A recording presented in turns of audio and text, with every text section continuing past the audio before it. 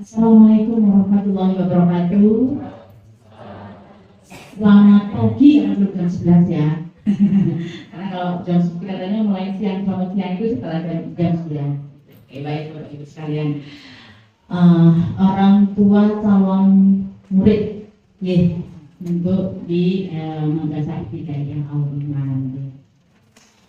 Kemarin sebagian semuanya sudah mengenal RSD, semua kemarin datang ke tempat kami ya.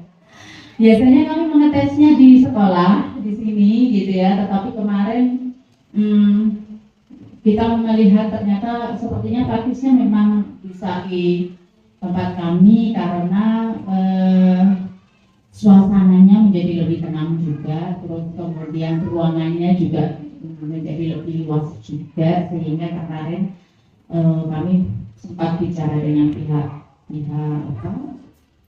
sekolah agar tesnya dilakukan di Suroyo agar memudahkan juga terkait dengan administrasi dan sebagainya, walaupun tetap terkoordinasi dengan pihak madrasah ibtidaiyah. Pertama-tama memang perlu kami sampaikan bahwa seseorang anak gitu ya di dalam tumbuh kembangnya, kenapa memang kalau secara tumbuh kembang anak mulai masuk sekolah atau anak udah untuk bisa masuk, kalau misalnya TK itu namanya prasekolah ya ibu-ibu ya.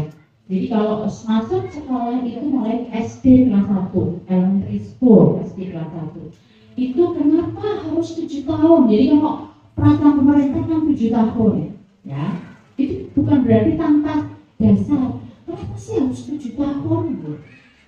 Kenapa? Karena menurut tumbuh kembang teori, ya bukan hanya teori, tapi sebenarnya secara dengan tumbuh kembang anak, pada tumbuh kembang anak normal, ya ini kita bicara normal, bukan anak yang jenius atau apa ya, anak normal, maka pada usia 7 tahun anak ini sudah mulai berkembang kemampuan berpikir abstrak konkretnya. Abstrak konkret itu adalah dia juga bisa memahami hal-hal yang abstrak tetapi independen. Ya, misalnya seperti membaca itu kan butuh pemahaman abstrak tapi juga konkret, misalnya BA kenapa B, NB kenapa jadi misalnya seperti itu, atau misalnya terkait dengan tambah-tambahan 2 ditambah 2 kenapa harus jadi 4 gitu. Tapi kalau kelas 1 kan biasanya nih kadang-kadang mereka untuk mengabstrak, untuk memahami abstrak itu dia butuh hal yang konkret. Misalnya apel 2 ditambah apel 2 menjadi apel 4. Baru kemudian diabstrakkan dengan simbol 2 ditambah 2 sama dengan 4. Nah itu bagi anak normal maka usia 7 tahun ya kalau yang saya kurang 1 bulan 2 bulan itu di situ dia mulai paham, sehingga sebenarnya makanya saya seringkali mohon maaf ya, saya kadang-kadang suka bicara kalau di dinkes atau dengan sekolah-sekolah, seharusnya anak usia kelas 1 itu tidak harus bahwa masuk kelas 1 itu udah bisa tulis dan baca. Enggak gitu. Itu salah gitu. Di TK itu hanya boleh diperkenalkan. Ya. Nah, diajarkan membaca dan menulis terkait dengan kesiapan anak untuk belajar itu adalah kelas SD usia 7 tahun. Nah, apabila seorang anak belum memasuki usia 7 tahun tetapi ingin dimasukkan sekolah dasar, maka perlu penelaahan atau pemeriksaan. Kenapa? Terkait dengan kesiapan. Kesiapan itu apa saja yang mesti dilihat?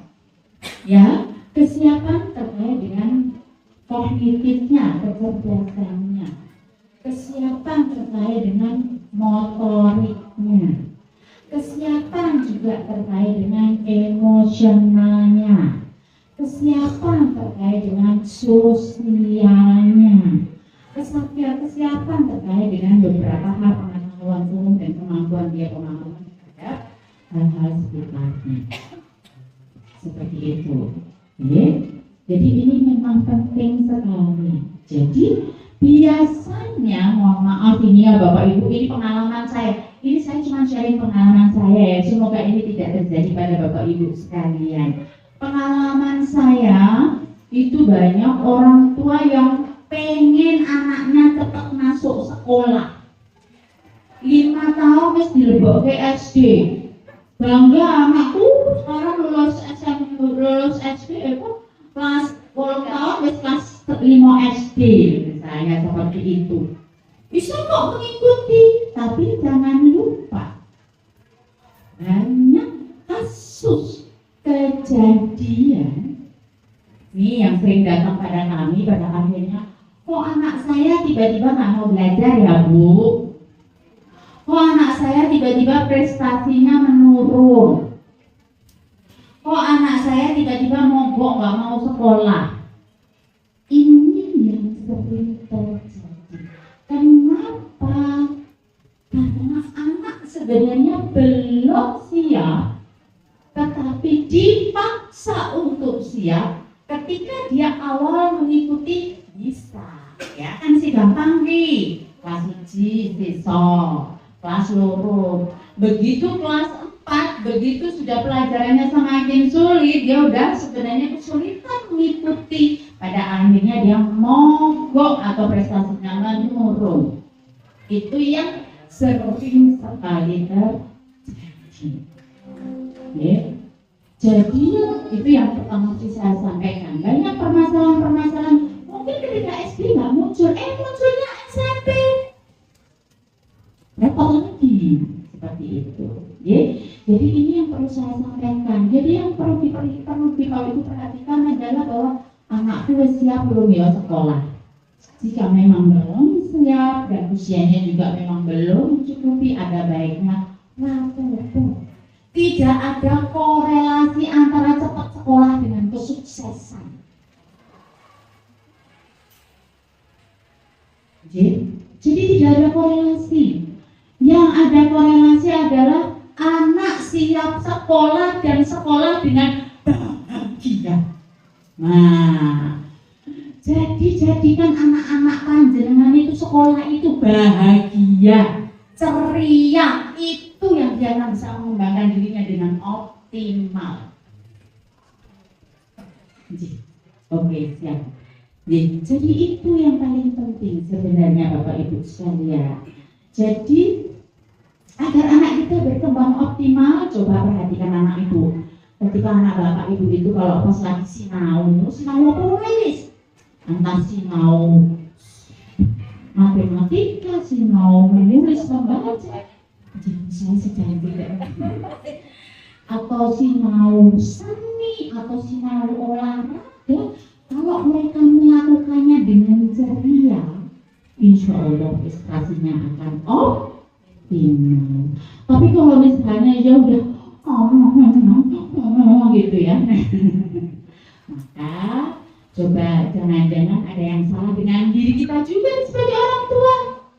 Ya, jadi anak-anak yang bisa tumbuh dengan optimal itu biasanya adalah anak-anak yang tumbuh dengan ceria, anak-anak yang tumbuh dengan bahagia. Ya, nah itu anak-anak yang seperti ini yang biasanya bisa menjadi anak-anak yang berprestasi nantinya. Ya, tumbuhkan kecintaan belajar pada anak dengan ceria seperti itu. Jadi cuma pas anak jadi gini solo gini saya kali juga banyak terjadi nih ibu bapak ibu di sini suka ngajarin anak belajar nggak? Anak enek pasti angel sok nesu ora. Jengkel ora anak raiso itu.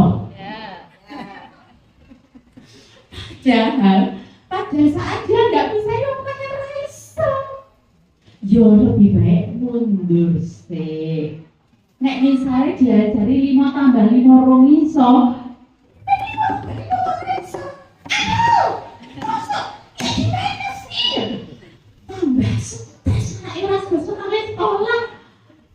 tambah dia curang karena itu tahu nggak, bapak itu pernah nggak ngerasain stres?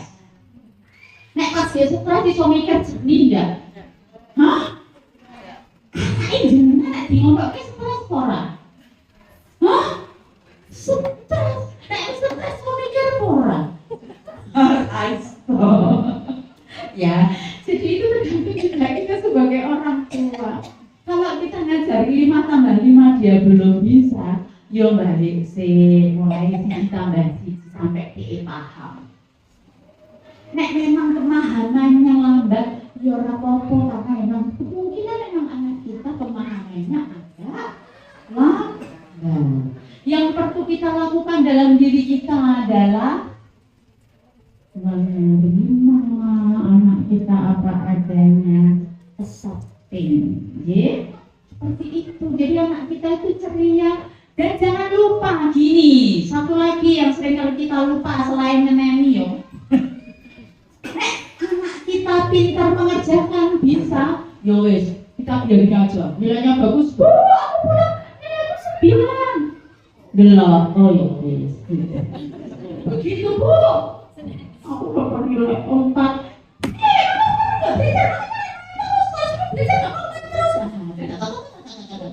Kadang-kadang kita begitu. Ya akhirnya padahal dia dapat nilai 4 itu sudah sedih loh.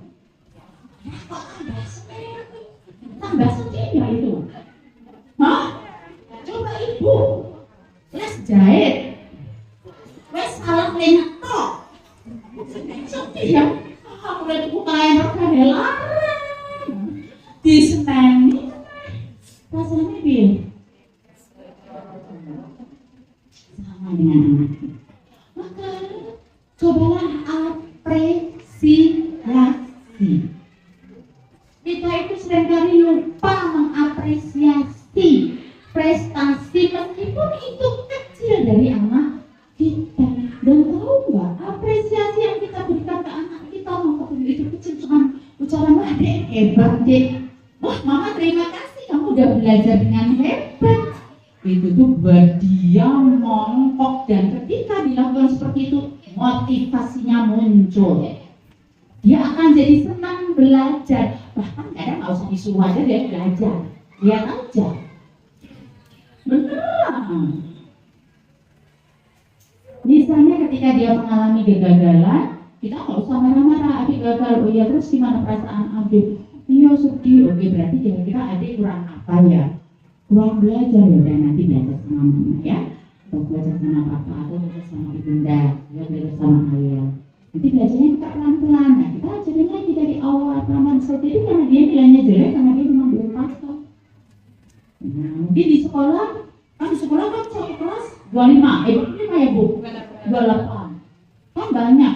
Bahkan ada kan tipe anak yang kalau belajar rame-rame suka susah konsentrasi. Mungkin di rumah perlu ditambahin dengan pendampingan bisa seperti orang itu. Seperti itu. Itu ya bapak ibu ya. Jadi ceritanya jadi tentang ini penting sederhana ini bu. Karena anak kita. Baik. Ini nanti kita akan bagikan hasil pemeriksaan kita. Tapi kita juga akan menyampaikan kenapa sih itu yang diperiksa apa saja sih sebenarnya begitu ya. Jadi nanti Bapak Ibu akan menerima bahwa anak Bapak Ibu satu akan ada 3 kategori. Ada yang siap, ada yang ragu-ragu, ada yang belum siap. Oke. Jadi nanti akan ada 3 kategori. Mungkin ya ada yang bukan siap, berarti anak Bapak Ibu sudah siap untuk belajar. Meskipun yang saya tidak diterima di sini karena di sini tadi sudah disampaikan dengan keterbatasan kuota. Jadi artinya kalau Bapak Ibu sudah siap untuk masuk sekolah. Masih. Tetapi jika masih ragu-ragu, maka jika memang Ibu ingin memasukkan anak tersebut untuk masuk sekolah SD, maka sebaiknya tetap dengan pendampingan dan pengembangan beberapa. Jadi dengan pendampingan yang telaten, ya, yang tentu saja penuh perhatian dengan untuk memperhatikan beberapa hal. Nanti dari hasil tesnya Bapak Ibu bisa lihat kekurangannya ada di mana. Nanti mungkin itu lebih bisa dikembangkan dan dilatih kembali. Ya. Terus kemudian kalau yang mendapatkan bahwa ternyata belum siap, maka saran saya ada baiknya menunda untuk masuk ke sekolah dasar.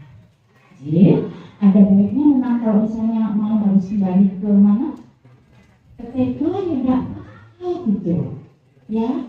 Kalau misalnya nanti malu, mungkin di TK yang karena jika memaksakan anak ini untuk tetap masuk di sekolah dasar, ya seperti yang tadi saya sampaikan, kemungkinan akan ada masalah di masa depan. Jadi kan kita juga tidak ingin anak kita, nah, karena ini biasanya, ini perumpamaan aja ya. Seorang anak dia baru bisa jalan, tapi kita tarik berlari, kita suruh lari, awalnya bisa nggak? Mungkin bisa ya. Tapi pada jarak tertentu pada akhirnya dia pasti nggak mampu lagi. Bisa jadi dia jadi pingsan malahan. Benar nggak? Kalau udah pingsan, dan pada saat dia sudah sadar dan pingsan, kira-kira disuruh melanjutkan mau nggak? Nggak mau. Nah ini yang perumpamaan yang sering saya gunakan, bagaimana beberapa anak ketika dia pada akhirnya mogok belajar, nggak mau sekolah lagi. Yeah. Baik, jadi oh ya ini, jadi ini ada beberapa kriteria, jadi ada pengamatan. Jadi kalau yang kita lihat kenapa seseorang itu kesiapan belajarnya itu kita lihat bagaimana seorang anak kemampuan membedakan itu untuk melihat bahwa seorang anak ini pada akhirnya dia juga bisa mampu membedakan misalnya mana huruf, mana angka dan sebagainya. Ini sebenarnya itu kemampuan belajar membaca dan menulis ya. Kemudian motorik halus sudah pasti. Kalau kemampuan motorik halusnya adalah untuk belajar menulis ya. Terus kemudian pengertian tentang besar jumlah dan perbandingan. Jika anak kemampuan terkait dengan tahu jumlah besar dan perbandingan itu, kita harapkan dia nanti untuk belajar berhitungnya itu dia sudah siap. Yeah. Terus kemudian ketajaman pengamatan. Ketajaman pengamatan ini kaitannya dengan ketelitian. Dia tahu bagaimana yang mana yang penting, mana yang enggak, mana yang harus diperhatikan, mana yang tidak. Dan ini juga penting ketika anak diminta nanti ada tugas-tugas dari sekolah, mana yang harus segera diselesaikan, mana yang enggak dan sebagainya. Seperti itu. Jadi kita lihat juga di situ. Ya. Kemudian pengamatan kritis itu juga terkait dengan apakah seseorang ini, anak-anak ini bisa membedakan terkait ya salah satunya juga untuk ketelitian juga. Okay. Terus kemudian konsentrasi itu juga kita tes. Kenapa? Kita pasti ya kalau seorang anak pasti kalau sudah SD beda dengan STK masih primary school. Kalau sudah masuk sekolah maka dia harus sudah mampu untuk berkonsentrasi lebih baik ya. Tentu saja kita lihat konsentrasinya dan tentu saja daya ingat ya. Daya ingat itu tuh karena yang kita lihat kemampuan untuk mengingat. Jika daya ingatnya masih agak kurang, sebenarnya bisa dilatih kembali. Bisa dilatih dengan misalnya sering membaca, atau kalau anak-anak masih kecil bisa juga kita biasakan kita yang membacakan cerita, ya. Kita yang membacakan cerita atau kita bercerita, besoknya, ayo sekarang ada yang cerita sama mama, sama bunda, kemarin bunda cerita apa, ayo, misalnya gitu. Misalnya hari ini kita cerita, besok kemarin bunda cerita apa, itu salah satu cara sebenarnya. Atau misalnya kadang-kadang, misalnya kita bunda kemarin bilang apa, hal-hal seperti itu juga bisa dilakukan juga tentang pelajaran dan seperti itu, ya. Kemudian pengertian tentang objek dan penilaian terhadap situasi ini sebenarnya adalah kaitannya dengan kemampuan dia untuk melihat lingkungan sekitar, pemahaman terhadap lingkungan sekitar, untuk menilai mampu nggak dia terkait dengan aturan yang ada seperti itu. Dia paham nggak kalau aturan masuk sekolah jam 7, nanti istirahat jam 9. Kalau ke sekolah harus memakai sepatu atau tidak boleh misalnya juga sebenarnya yang kita lihat. Terus memahami kembali cerita dan ingatan. Jadi ini adalah anak, kemampuan untuk melihat kemampuan anak untuk memahami atau bisa mengambil, bisa menangkap dari penjelasan. Jadi kalau misalnya nih saya menjelaskan sesuatu, anak mampu nggak menangkap inti dari ceritanya, poin-poin mana yang dia harus ditaruh dan sebagainya. Itu sebenarnya lebih ke situ. Jika memang ini bisa dilatih sebenarnya, ya, ini bisa dilatih untuk sambil berjalan. Kemudian kematangan intelektual, dari kematangan intelektual itu yang bisa juga terkait dengan seseorang ini bisa jadi dia cerdas, tapi kematangan intelektualnya kurang. Kenapa? Karena kaitannya dengan kemandirian. Kemandirian kaitannya dengan bagaimana dia menilai dirinya, sosialnya dan sebagainya. Itu yang termasuk dengan kematangan intelektual. Ya, jadi itu nanti mungkin yang Bapak Ibu mungkin saya bisa gambarkan secara umum yang nanti Bapak Ibu bisa bacakan di situ. Begitu Bapak Ibu, jadi nanti akan ada 3 kategori, siap, kemudian ragu-ragu dan belum. Nah, nanti Ibu di situ akan ada kemampuan penalaran non verbal berada di atas taraf, di atas rata-rata. Itu sebenarnya adalah tes kecerdasan, tetapi memang kita menggunakan tes kecerdasan yang sederhana dan umum, belum sampai, karena memang kalau anak-anak ini kan pada dasarnya potensinya masih bisa kita kembangkan. Kenapa saya tidak menggunakan akhirnya 100, akhirnya 120, akhirnya 80, mohon maaf. Kami untuk anak-anak kita hanya menggunakan kategori, tidak menggunakan besaran IQ. Kenapa? Biasanya stigmatis. Jadi kadang-kadang kan kalau anaknya kita sebutkan akhirnya 120, orang tawa, orang tua jadi over PD. Over apa sih namanya? Kepedean. Kepedean untuk orang cerdas, mungkin bisa ini, prestasinya bagus. Kadang-kadang belum tentu. Kenapa? Karena kalau kita bicara yang anak dewasa, udah mulai saya SMP ke atas ya, sudah saya mulai remaja gitu, kita bisa lebih jelas kan. 120 itu kita bisa melihat dia kecerdasannya ada di sebelah mana, apakah verbalnya, apakah dan sebagainya. Ada kecerdasan yang lebih spesifik yang itu kita bisa tahu sehingga kita bisa mengembangkan lebih jauh. Tetapi kalau anak di bawah usia ini masih belum, jadi biarkanlah anak-anak ini berkembang sebagaimana mestinya. Tugas kita adalah menstimulasi dengan berbagai macam aktivitas yang sesuai dengan usia anak. Oke, Bapak Ibu, gitu saya kira penjelasan saya nanti akan dibagikan ke Bapak Ibu. Tapi mungkin ada yang ditanyakan, kalau Bapak Ibu mungkin waktu ini ada masih belum bisa dipertanyakan. Kalau ada yang mau bertanya, monggo silakan. Monggo, jadi silakan Ibu. Sebutkan Ibu asmanya sinten. Waalaikumsalam. Silakan, saya Bu Sejati, ibu dari salah siswa yang namanya Muhammad Abdul. Maaf, Muhammad Zaini. Lali ratanya cewek. Nomor kakaknya ya.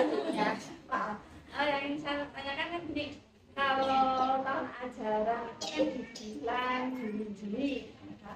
Kebetulan anak itu kan lahirnya ada yang nggak pas masuk itu kan 7 tahun, mungkin Kurang. sebelum itu yang naik turunnya atau kurangnya dari berapa bulannya gitu, mungkin kurang satu rasa. Ya, makanya memang mungkin itu salah satu yang perlu dilakukan adalah salah satunya. Saya ingin promosi psikolog, bukan ya.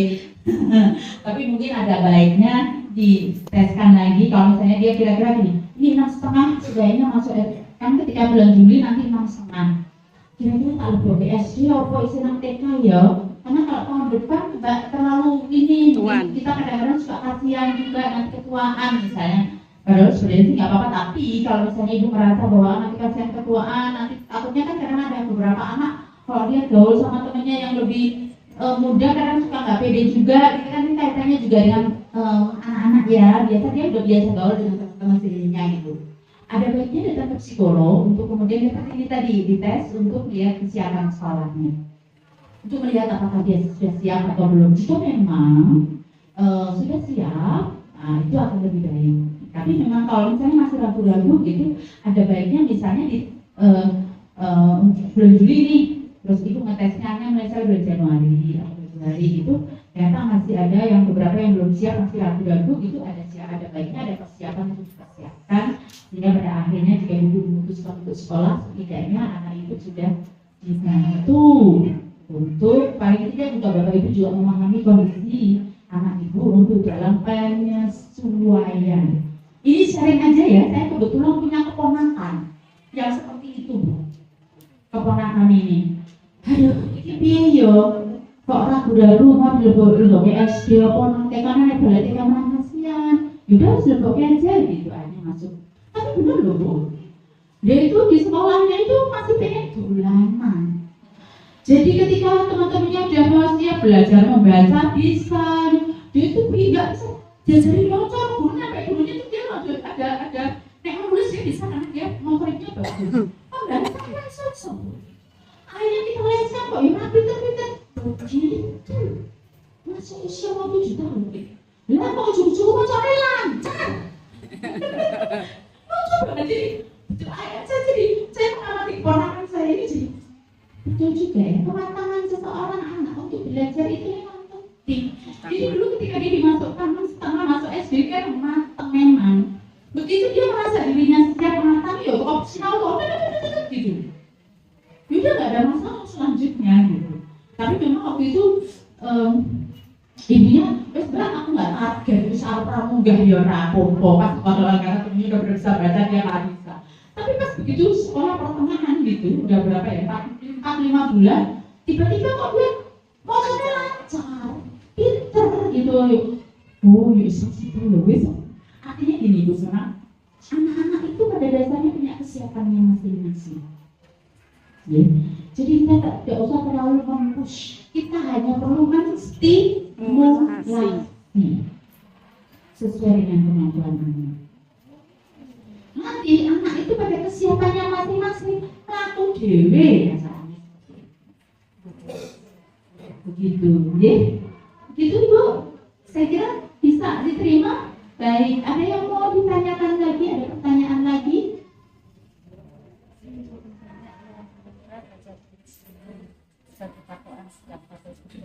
Oh, jadi sering ya ada beredar anggapan bahwa kalau anaknya sudah bisa membaca dan sudah bisa menulis berarti dia siap untuk sekolah. Nah ini yang kadang-kadang kita mikir gini Bu, anak usia 2-3 tahun itu sensitif, masa sensitif. Jadi kalau ibu ambisius, saya ada ambisius ada orang asing dia bukan ibunya ketahuan. Kalau bapak ibu ambisius, anak jenengan usia 3 tahun belajar motor, iso. Saya kok rumah bingung rumah belajar bisa. Tapi itu belum menunjukkan dia fokus. Kenapa? Masa sensitif itu memang bisa. Tapi dia hanya bisa membaca menghafal. Belum sampai pada pemahaman konkret abstrak. Dia hanya bisa menulis dan membaca yang seringkali baru dihafalnya atau yang sederhana. Tapi itu tidak menunjukkan juga kecerdasan dan kesiapan. Itu satu. Kemudian yang kedua, kesiapan untuk masuk sekolah dalam hal ini masuk SD ya kan, kalau kita bicara preschool itu sebenarnya kan juga tidak sekolah. Kesiapan untuk masuk sekolah itu bukan hanya siap dia bisa membaca dan menulis, tetapi juga kesiapan secara sosial, secara emosional, secara itu tadi di situ ada dia tahu bisa memahami aturan, dia bisa tenang duduk di sekolah, ya kan, dan bisa berkonsentrasi dengan baik. Jadi bukan hanya sekedar bisa membaca dan menulis, tapi ada hal yang lain, memahami instruksi dan sebagainya, itu juga penting. Kenapa? Karena kan kalau di sekolah SD udah banyak macam-macam ya Bu pelajarannya ya Bu ya, banyak yang harus dikembangkan, apalagi MI ya, ada madrasahnya juga, jadi ada mengajinya juga, jadi pelajarannya bukan hanya pelajaran sekolah, tapi juga hafalan ya, dan itu kan membutuhkan, saya membutuhkan effort yang lebih ya, saya kira begitu, itu bisa dipahami. Mungkin tambah sedikit, kemarin ada wacana, kami dapat informasi dari kepala TK itu bahwa pemerintah ini akan memberikan aturan, tapi belum diputuskan, akan memberikan aturan bahwa untuk SD itu tidak boleh memberikan ijazah bagi anak yang di bawah 12 tahun.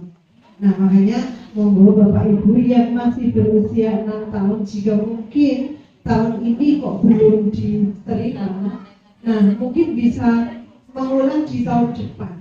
Jadi supaya anak itu lebih matang, daripada nanti sekarang berhubung ini SD atau MI sampai kelas 6 harus menunggu 12 tahun, umur lebih besar lagi. Nah jadi itu sedikit informasi bagi Bapak Ibu yang mungkin putra putrinya saat ini masih usianya 6 tahun. Sedikit informasi, tapi belum putusan, cuma wacana sudah mulai disampaikan. Terima kasih. Ya, saya kira kalau sekolah SD 7 tahun itu kayaknya dari zaman saya kecil ya. Sudah 7 tahun. Dulu sekolah itu baru 7 tahun ya kita ya. Tapi itu kan bukan tanpa dasar memang. Memang kalau kita bicara, kalau panjenengan belajar tentang psikologi, tentang tumbuh kembang anak, kesiapan anak untuk belajar itu memang, makanya usia sekolah itu 7, mulai 7 tahun.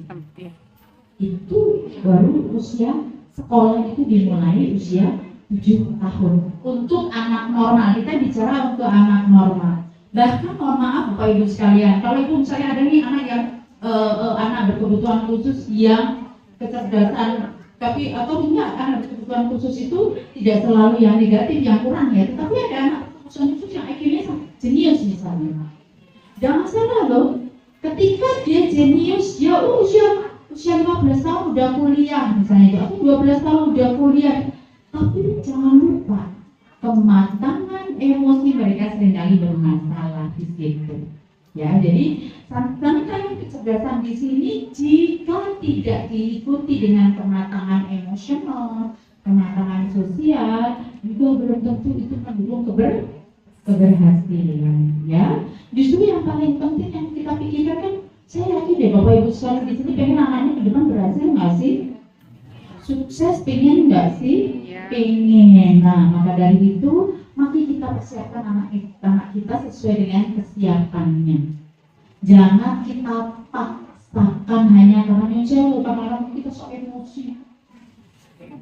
Ya kita pengen membanggakan anak itu, pengen dipamerkan. Ya. Aku harus diceritakan aku suaminya nanti loh apa umum-umuman yang jauh, bukan ya, mohon maaf saya bilang bukan itu, dia sekedar bilang aja, tapi artinya mari setiap anak, jadi mesti diingat Bapak Ibu sekalian bahwa setiap anak itu istimewa. Setiap anak punya potensinya masing-masing. Tidak semua anak pintar matematika. Tidak semua anak pintar apalan. Sing ra pintar matematika, ra pintar apalan, jebol pintar maca Quran. Sing ra pintar maca Quran, ra pintar matematika, ra pintar apalan, jebol pintar joget, jebol pintar musik, jebol pintar melukis. Karena Allah itu menciptakan seorang anak unik dengan bakatnya masing-masing. Maka mari kita stimulasi sejak dini agar kita bisa tahu, oh anakku itu juga pintar ini. Mari kita pintar. Jadi anak kita kesempatan untuk tumbuh dan berkembang sesuai dengan Bakatnya. begitu Bapak Ibu sekalian. Saya kira cukup. Ada yang masih ditanyakan? Jika tidak ada, boleh saya akhiri Bu. Ya baik, terima kasih atas perhatian Bapak Ibu sekalian. Semoga tidak bosan dengan apa yang saya sampaikan. Semoga yang saya sampaikan bermanfaat buat Bapak Ibu sekalian. Saya ucapkan terima kasih. Akhirul kalam, wassalamualaikum warahmatullahi wabarakatuh.